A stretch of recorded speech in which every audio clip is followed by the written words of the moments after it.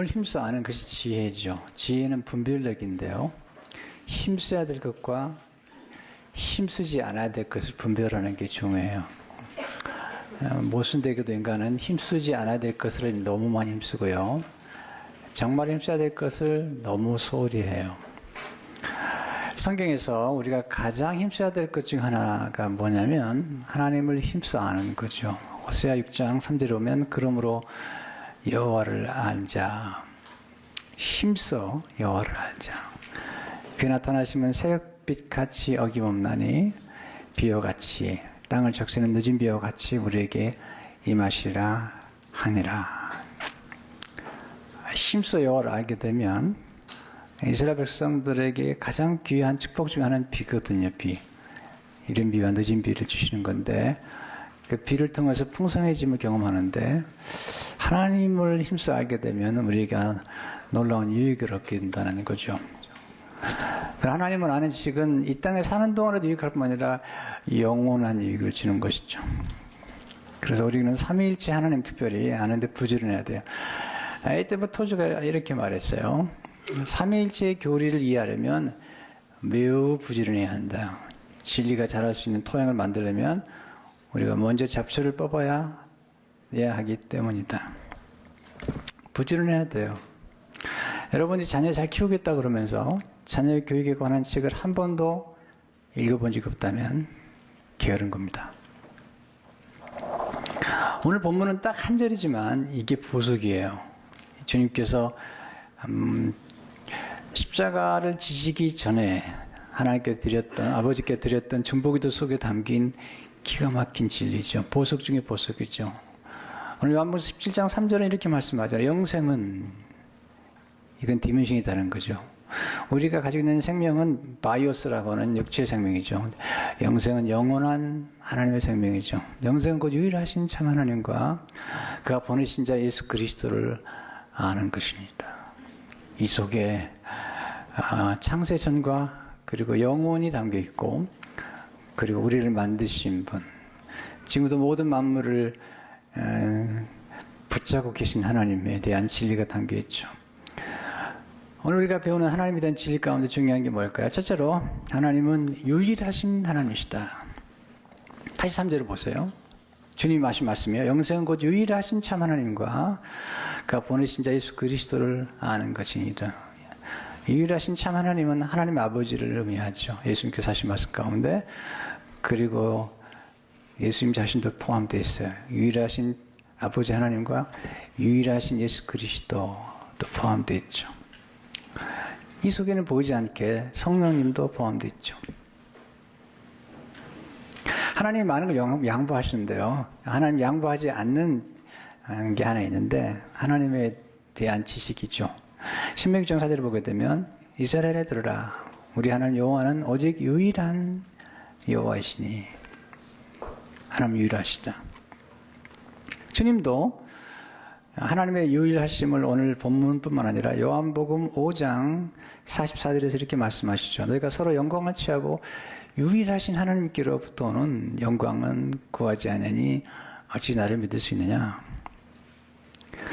그렇다면 여기 유일하다는 말의 뜻이 뭘까? 이게 이제 우리가 고민하는 거죠. 이게 하나라는 말일까? 아니면 유니크하다는 말일까? 네, 뭘 의미하는 걸까를 고민해 봐야 돼요. 우리는 교회 와서 늘 들었잖아요. 성부 하나님이 계시고 성자 예수님이 계시고 성령 하나님이 계시다고 말씀을 들었고, 또 창세기 보게 되면 하나님을 얘기할 때 신비롭게 복수로 얘기를 하세요. 하나님 우리를 만드셨을 때 복수로 말씀하세요. 창세기 1장 10절을 보게 되면 우리의 형상을 따라 우리의 모양대로 우리가 사람을 만들고, 복수잖아요. 근데 복수는 이제 유일하시다는 거예요. 복수신데 유일하시다는 거죠. 성부, 성자, 성령이신데 유일하시다는 거죠. 이사야 6장 8절을 보게 되면 내가 또 주의 목소리 들으니 주께서 이르시되, 주께서 하나님께서 이르시되 내가 누구를 보내며 누가 우리를 위하여 갈고. 단수와 복수가 같이 만나죠. 내가 누구를 보내며 누가 우리를 위하여 갈고. 분명히 성부, 성자, 성령이신데 근데 유일하시다는 거죠. 이게 뭘 의미할 걸까요? 이게 보통 어려운 게 아니에요. 오늘 여러분 신학생처럼 제가 지금 설교하는 거예요. 네. 첫째로, 하나님은 다른 신들과 구별된 유일하신 참 하나님이시라는 거죠. 구별되었다. 히브리 민족이 애굽에서 노예가 됐을 때 애굽 사람들이 섬겼던 우상을 봤거든요. 이상한 것만 섬겼거든요. 네. 소도 섬기고 심지어는 파리도 섬기고 거기 보면 그 바로도 신이라고 그랬거든요. 근데 하나님이 그 모든 우상들을 멸하시고 그리고 바로도 홍해바다에 수장시킨 걸 보고 그들이 고백한 게 뭐죠? 주력 15장 11절에 보면 이게 놀라운 고백이죠. 여호와여 신 중에 주와 같은 자가 누구니까? 주와 같이 거룩함으로 영광스러우며 찬송할 만한 위엄이 있으며 기이한 일을 행하는 자가 누구니까? 우상들은요, 우상신들은 우상을 섬기면서 그냥 이 엉망인 거죠. 음란하고 막 그냥 그 우상 앞에서 그냥 사제들이 그냥 음란히 간음을 하고 이 더러운 거예요, 더러운 거. 근데 하나님은 거룩하시고 그 영어로우시다는 거죠. 사무엘하 7장 12절을 보니까 그런즉 주 여호와여 이름으로 주는 위대하시니 how great you are. 이는 우리 귀로 들은 대로는 주와 같은 이가 없고 주 외에는 신이 없음이니라. 하나님은 다른 신들과 완전히 구별된 거죠. 두 번째, 하나님은 거짓이 없으신 참 하나님이시다. 참 유일하신 참 하나님. 참은 진짜라는 거죠. 거짓과 구별하는 거죠. 성경은 하나님이 진짜시다. 라는 거죠. 왜 거짓이 있죠? 왜 모방이 있죠? 왜 모든 증거들이 하나님의 그 구속의 비밀들을 이렇게 모방하는 걸까요? 하나님이 계시기 때문에 하나님을 모방하는 귀신 역사가 있는 거예요. 참 하나님이시다. 네. 요한복음 1장 9절에 보면 참빛. 예수님이 참 빛이시다. 요한복음 1장 32절에 보면 예수님이 참 떡이시다. 요한복음 15장 1절에 보면 나는 참 포도나무시다. 이 참이다. 하나님은 거짓되지 아니하시고 그리고 진실하시며 진짜이시며 그리고 진리라는 거죠. 세 번째, 하나님은 거짓 우상들과 구별되는 살아계신 참 하나님이라는 거예요. 다시 3절을 보세요. 영생은 뭐냐면 영원한 생명인데 영원히 살아있는 생명을 의미해요. 유일하신 참 하나님과 그가 보내신 자 예수 그리스도를 아는 것입니다. 이것은 인격적인 관계를 얘기해요. 하나님과 보내신 자 예수 그리스도를 안다는 것은 경험적으로, 인격적으로 아는 거죠. 그런데 세상 신들이 섬기는 우상은 인격적 아니에요. 그것도 사람이 만든 거예요. 네. 이 무슨 되잖아요. 사람이 만들고 그 사람이 섬기는 거예요. 자기가 만든 걸 자기가 섬기는 거예요. 자기가 만든 걸 자기가 의지하는 거예요. 이건 인간이 얼마나 이 지성이 타락했으면 그렇게 살겠어요. 아니, 돼지머리 앞에서 절하는 거예요. 그 똑똑한 사람들이, 똑똑하다고 말하는 사람들이 얼마나 어리석은지 몰라요. 하나님 보니까 너무 안타까운 거죠. 출애굽 시킨 다음에 하나님께서 계명을 주시는데 계명 중에 하나가 출애굽기 20장 3절에 나오죠. 너는 나 외에는 다른 신들을 내게 두지 말라. 이 다른 신이 뭐죠? 우상을 만들지 말라는 거죠. 출애굽기 20장 4절을 보게 되면 너를 위하여 새기는 우상을 만들지 말고 또 위로 하늘에 있는 것이나 아래 땅에 있는 것이나 땅 아래에 물속에 있는 것에 어떤 형상도 만들지 말며 그것들에게 절하지 말며 그것들을 섬기지 말라. 이건 예술 작품을 하지 말라는 얘기 아니에요. 이거 잘못 읽으면 안 돼요. 근데 문제는 예술 작품이라도 거기에 절하고 경배하면 그게 이제 우상이 되는 거죠. 성경은 분명히 말씀하죠. 우상은 거짓된 것이다. 예레미야 10장 14절을 보게 되면 사람마다 어리석고 무식하도다. 은장이마다 자기의 조각한 신상으로 말미암아 수치를 당하나니 이는 그가 부어 만든 우상은 거짓 것이요 그 속에 생기가 없습니다. 하박국 2장 13절을 보게 되면 새긴 우상은 그 세계 만든 자에게 무엇이 유익하겠느냐? 부어 만든 우상은 거짓 스승이라 만든 자가 이 말하지 못하는 우상을 의지하니 무엇이 유익하겠느냐? 우상이 말도 못하고 듣지도 못하고 근데 경배를 한단 말이죠. 문제는 뭐냐면 사람들이 너무 진지하고 너무 진실된 마음으로 경배하고 있다는 거예요. 저는 가끔 그런 걸 볼 때마다 거룩한 분노가 생겨요. 하나님은 만물을 만드시고 지금도 움직이잖아요. 시편 90편 5절을 보면 만국의 모든 신들은 우상들이지만 여호와께서는 하늘을 지으셨습니다. 또 하나님 유일하신 삼위일체 하나님이시라는 거죠. 자, 유일하다는 게 무슨 뜻인지 알았어요. 모든 게 구별된다. 네. 그리고 진짜이시다. 거짓 우상이 아니시고 참되신 하나님이시다. 그렇죠. 그럼 여기서 우리가 삼위일체 하나님에 대해서 이해하려면 어떻게 이해해야 되나? 어떻게 세상의 모든 우상신들과 차이를 만들어내는 것인가? 첫째로 삼위 하나님은 창세 전부터 함께하신 유일하신 하나님이시라는 거죠. 모든 세상의 신들과 모든 발피조물은 창세 후에 나타난 것이라면 창세 전부터 함께하신 분은 삼위일체 하나님밖에 없어요. 오늘 5절 말씀 보세요. 15절 보게 되면 아버지와 창세 전에 내가 아버지와 함께 가졌던 영어로서 지금도 아버지와 함께 나를 영어롭게 하옵소서. 요한 17장의 비결은 뭐냐면 하나님께서 하나님 아들 예수님께서 창세 전에 하나님 아버지와 함께 교제했다는 거죠. 하나님 아버지만 계신 게 아니라 하나님 아버지와 함께 아들이 함께 교제하고 또 창세 현장에 성령님도 같이 계셨던 것이죠. 두 번째, 이게 중요한 포인트인데요. 삼위 하나님은 창세 전부터 본질상 동질이신 유일하신 하나님이시다. 이게 신학적인 얘기인데요. 하나님과 동질이시다. 그러니까 예수 그리스도는 본질상 하나님과 동체이시지만 그런 표현이 있잖아요. 동질이시다. 성부 하나님과 성자 예수님과 성령 하나님이 동질이시다. 그래서 하나님의 아들은 동질이기 때문에 하나님인 거예요. 사람은 사람을 낳으면 사람이 되는 것처럼 하나님은 하나님을 낳으시니까 독생하신 예수님이 동질이기 때문에 하나님이시라는 거죠. 그래서 요한복음 10장은 하나님 아버지와 예수님과의 관계에서 표현하는 거죠. 하나님은 아버지시고 예수님은 아들이신데 하나님 아버지가 아들을 낳았어요. 그랬더니 하나님이라는 거죠. 오늘 1절에 보시면 오늘 1절을 보게 되면 예수께서 말씀을 하시고 눈을 들어 하늘을 우러러 이르시되 아버지여 때가 이르렀사오니 아들을 영화롭게 하사 아들로 아버지를 영화롭게 하옵소서. 이미 창세 전부터 영화롭게 하셨지만 이제 십자가의 고난을 받으러 가시기 전에 다시 한번 기도를 드리고 있는 것이죠.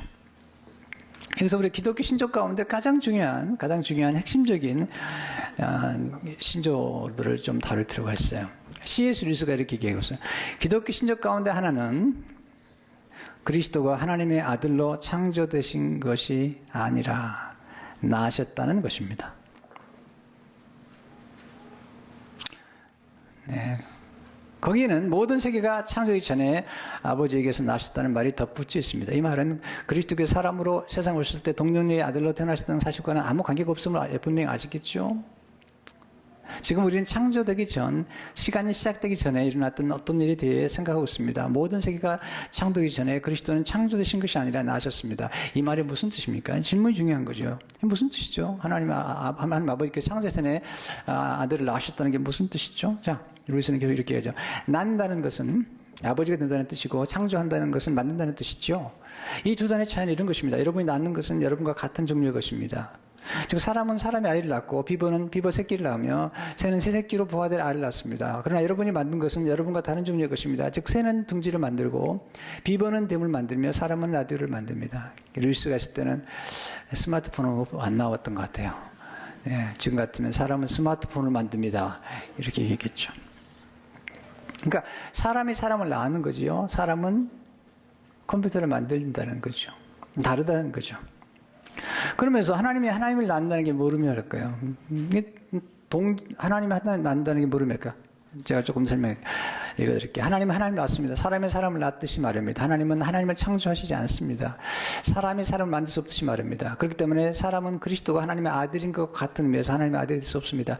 사람 어떤 점에서 하나님은 닮았지만 같은 종류에 속한 존재는 아닙니다. 하나라는 것은 동질이라는 뜻이죠. 그래서 요한복음 10장 3절에서 놀라운 얘기를 하시죠. 나 아버지는 하나님이라 하신데 원이란 말은 셈이라는 뜻이죠. 동질이다. 그렇기 때문에 14장 9절에서 나를 본 자는 아버지를 보았거나 아버지의 아버지를 보이라 하느냐.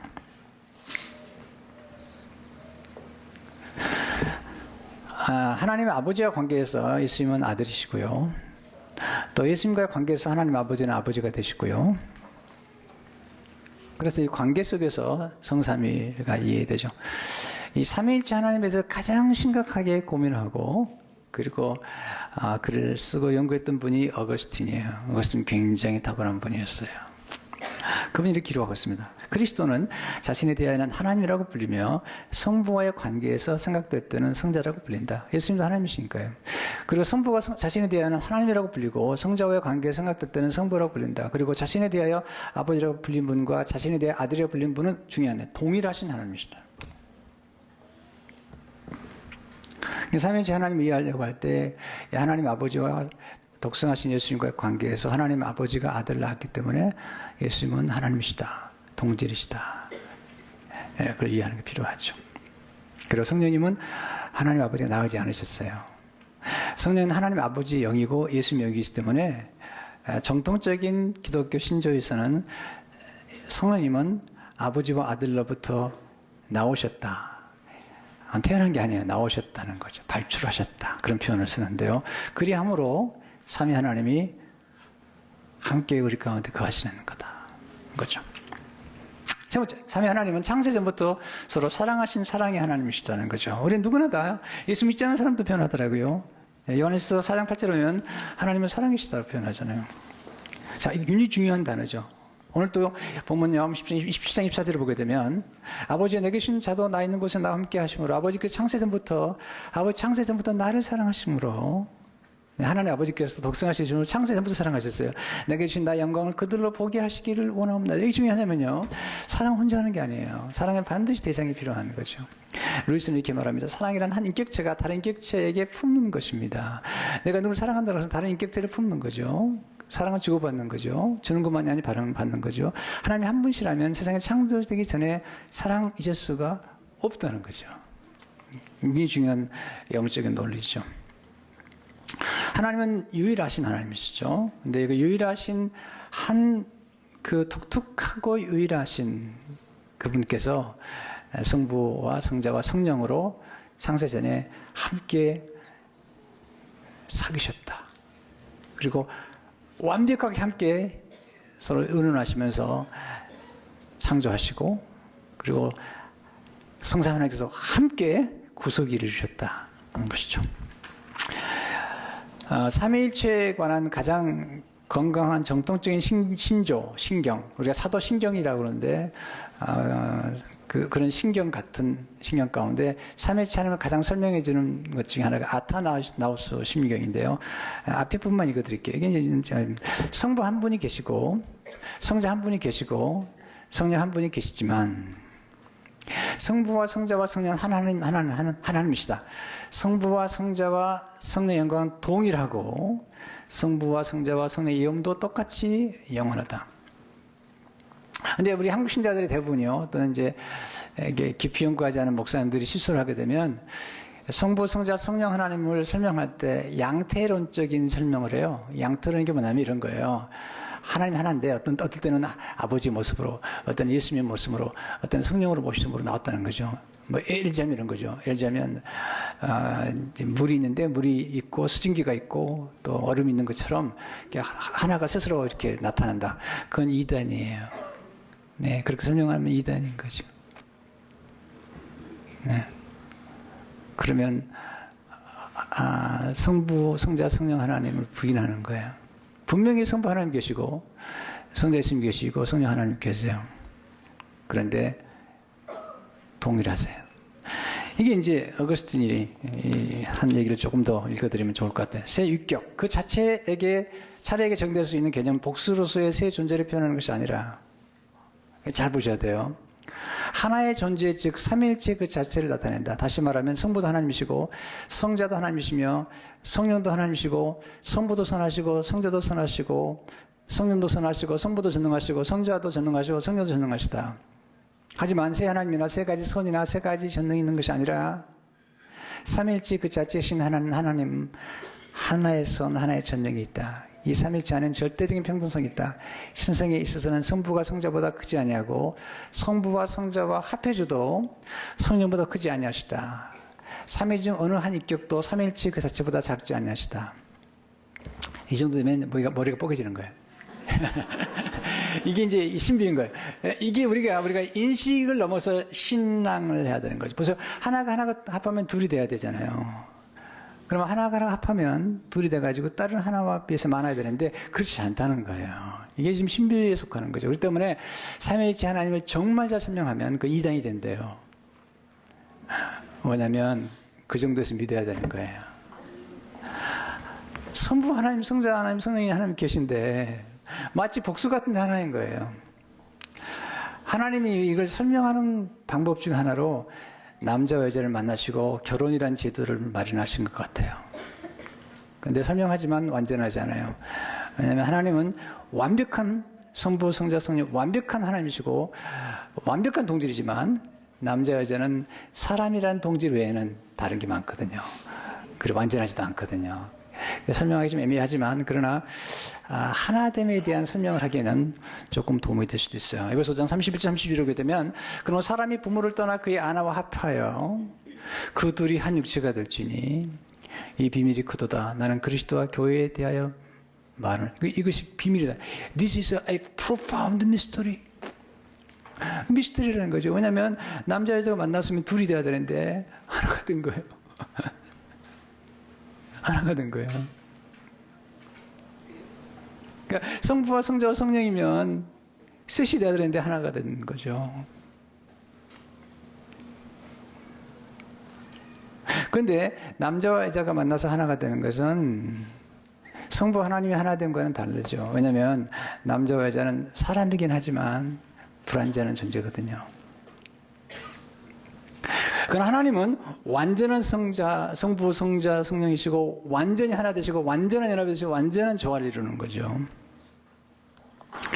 그러면 어떻게 이런 놀라운 지식을 알게 될 수 있는가? 그것은 예수님을 만나지 않으면 안 되죠. 요한일서 5장 10절을 보게 되면 또 아는 것은 하나님의 아들이 이르러 우리에게 지각을 주사 우리를 참된 자를 알게 하신 것과 또 우리가 참된 자 곧 그의 아들 예수 그리스도 안에 있는 것이니 참되신 하나님 아버지와 참된 자 그의 아들 예수 그리스도 안에 있는 것인데 예수 그리스도는 그는 참 하나님이시여 영생이시라는 거죠.